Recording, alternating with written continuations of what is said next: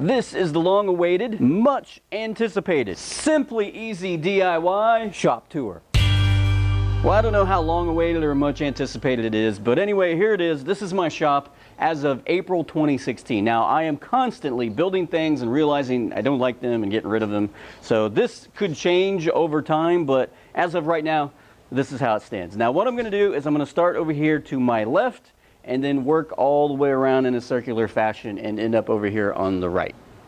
So over here on my left, the first thing that I have is my fold-down miter saw station, and this is actually one of the workhorses that I have here in my shop. This thing gets a lot of usage. Now, the design plans for the wing section and the base cabinet, the roll-around base cabinet, are going to be on my website. So if you check out the video for this, the mobile fold-down miter saw station, in the video description of that, you'll find the links over to my website for those design plans. I have this here in this spot of my workshop because it gets a lot of use, and so what I like to do is actually pull it out from its spot here, and then I'll actually take it over the lip of the garage floor and just take it right on out into the driveway and use it that way. That way a lot of the sawdust that is kicked up by this thing just goes out and I don't have to deal with it. And this saw is just a regular, I think I bought it off of eBay. It was used, and this is probably the second tool that I ever brought into my shop, so it's actually very old, and it's just a regular 10-inch saw, and so it doesn't have the greatest width in cutting capacity.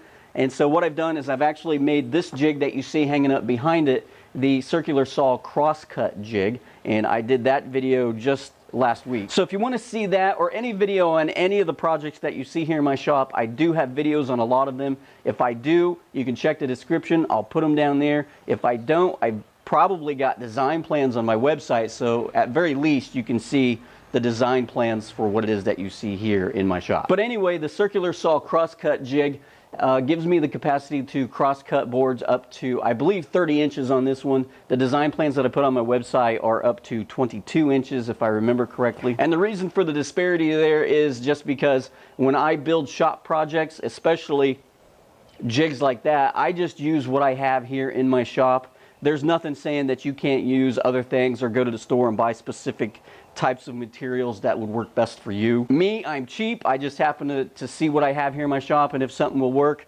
that's what I use, and so that's what I did with that jig. And then making our way back here, just one is my cordless tool charging station, and this I do not have a video on. I do have the design plans on my website. I built this long before I ever started doing YouTube videos, but this is actually a very nice thing. There was a time in my shop where I didn't have a specific place where I could put batteries and be able to charge them up, and I was starting to acquire some cordless tools in my shop, and so I just had batteries and tools laying everywhere, and so this was one of those necessity type of projects that I needed at the time that I built it. I'm not even sure where I got the idea from. What I usually do is I just look at different projects, and then I take components of that and components of this and add in the things that I am going to need for my specific situation, maybe the size spot on a wall that I have available, and so I will make things according to those dimensions. And that's what I just happened to do with this one. I knew I had 4 different cordless tools that I need to be able to place here, and so that's why I have 4 spots down here. And then I wanted to be able to put a power strip in here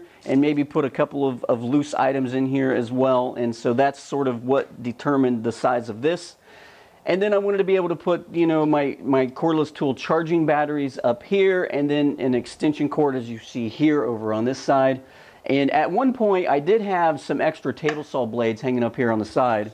And yeah, I still have the screw up there, so that can go up there as well. And then on this side over here, I usually have my glue bottles and measuring tape. And then up top, I put a couple of openings. At the time that I built this, I had 2 circular saws. And so I put an opening up here so that the blade of the circular saw would fall through. And then I put another one over here that did the exact same thing. But I have since gotten rid of one of those circular saws. And so I just store various items up top. And then flipping around right behind me is another one of my roll-around shop carts. And what I have on this one is my disc belt sander and my benchtop drill press. And I don't really use these tools all that often. In fact, it's been weeks since I've used the drill press. And I might have used this on the last project, I'm not quite sure, but I don't use them very often. And then what you see on the roll-around shop cart that is right next to this one is my thickness planer. Now, I use this tool on just about every project that I do. And it's interesting to note that the shop carts that these tools are sitting on, I built to a specific height. The height is actually to serve as additional outfeed support for the table saw workstation, in which I will show you in just a couple of minutes. So if I'm dealing with full-size sheet goods and the outfeed support that I have on the table saw workstation isn't enough for something like that, what I can do is remove these tools from the top of these roll-around shop carts and then position them behind the table saw workstation, and they will serve as additional outfeed support. And then over here is my nail gun air compressor storage cart, and I normally don't enjoy building shop projects all that much because I kind of feel like no one's ever going to see them and no one's ever going to appreciate them other than me anyway, so why waste my time trying to make them look any better than they really need to be.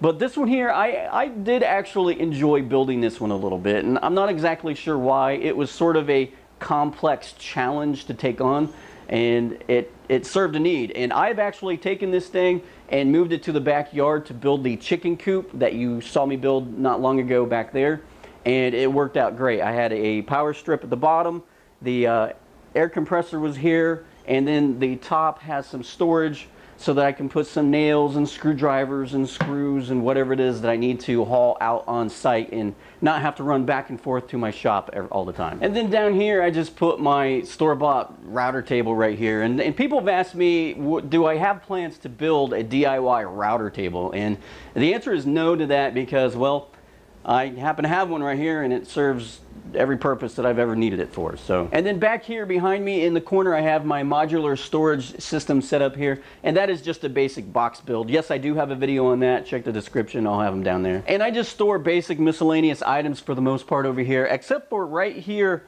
down at the bottom I have my workshop trauma kit down here, and I have it down here that way it's easily accessible to not only me but also my children as well, just in case I'm not able to go get it. If I'm wounded or injured and I can't go get it, at least my kids can still reach it and it's not up out of their way. And then cabinets. Yes, everybody needs cabinets in their workshop. These are just some basic box builds as well. I don't have videos on these. In fact, I don't even think I have the design plans on my website for them. They're just sort of a basic box build. You just stick 4 pieces of lumber in a box, and then you just stick this pegboard on the front and back of it, and then run it through your table saw a couple of times and cut it in half, and then that's what you end up with here after you stick some hinges on it. And so I haven't put a design plan on my website yet, but if I have some interest or so, maybe over the next couple of days I'll sit down and do that and put it up there, but they're fairly basic. So you can see on the inside of the door I have my magnetic storage rack where I store all my drill bits and items like that, and then above it I store my chisels and screwdrivers. And then in the main body what I've done on this one is just added a couple of shelves, actually a lot of shelves, and then these plastic storage bins for small parts. I had those laying around the shop that I wasn't doing anything with, and so I just stuck those in there, and then those house all of my small parts. Now what I have over in this other cabinet is not shelves, but all of my clamps. And I have a project coming up where I'm actually going to do something with this. In fact, that is sort of one of the beauties of a design like this, is it's so versatile. You can do just about anything you want with it. You can hang stuff off of the peg rack, or you can take them out, put some shelves in there, and then put small bit part storage like I have over here in this one. And these things, over the time that they've been in my shop, they have housed so many different things. I can't even tell you all the different stuff that I've stored in there. And then on the outside, you can see the items that I have hanging on the outside is just all of the items that I use on a regular basis. So my hearing protection, my eye protection. Now that cabinet over there, I keep this in my shop for sentimental purposes only. Not that I think that this is the best thing to have in a workshop or not, but this is actually the very first cabinet that I ever built many years ago. Many years ago. This is the first one that I ever built, and it's got so many flaws in it. In fact, I don't even know how I even put the thing together. I think it took me like 3 weeks to build this simple cabinet, and I used miters for the doors, and the miters don't quite come together just right. And in fact, this one actually, as I open up the inside of this door, a reminder of my very first incident with table saw kickback. In fact, I was so new to woodworking at the time that I built this that kickback isn't something that I even knew could happen. I didn't know it was a thing. And back then there was no YouTube, and in fact the internet wasn't even what the internet is today. Now, I don't remember if I was rip cutting this piece or cross cutting it, but I do remember that it happened so fast that it really didn't even register with me until the piece had hit the back wall in my garage at the time. And I remember it had passed between the underside of my arm here and my side and left two pretty good marks there.